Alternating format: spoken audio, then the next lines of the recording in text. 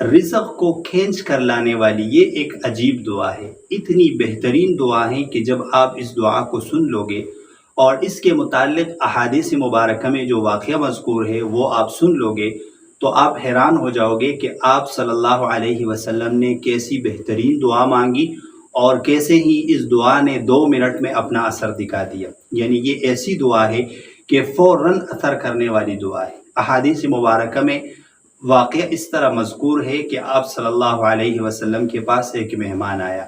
آپ نے اپنے ازواج مطہرات کے گھروں میں ایک شخص کو بھیجا اور ان سے کہا کہ اگر کھانے کے لیے کچھ ہو تو مہمان کے لیے لے آؤ۔ وہ شخص واپس آیا اور اس نے کہا کہ اے اللہ کے رسول، کسی کے گھر میں کچھ بھی نہیں ہے۔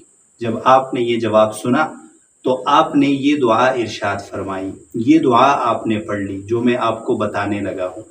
اللہم انی اسألک من فضلک ورحمتک فإنہ لا یملکھا الا انت، جس کا ترجمہ یہ ہے کہ اے اللہ، میں آپ سے آپ کے فضل کا، آپ کی رحمت کا سوال کرتا ہوں، آپ سے مانگتا ہوں، اور آپ کے فضل اور رحم کا آپ کے علاوہ کوئی مالک نہیں ہے۔ جب آپ نے یہ دعا پڑھی تو فوراً ایک شخص آیا اس دعا کے پڑھنے کے بعد اور اس نے آپ صلی اللہ علیہ وسلم کے سامنے ایک بنی ہوئی بکری پیش کی ہدیے کے طور پر۔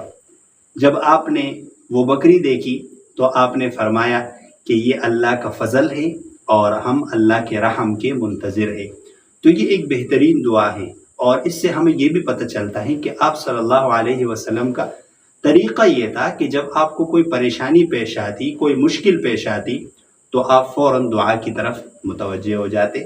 جب آپ نے دیکھا کہ گھروں میں کچھ بھی نہیں ہے تو آپ نے فوراً یہ دعا مانگی اور فوراً اس دعا نے اپنا اثر دکھا دیا۔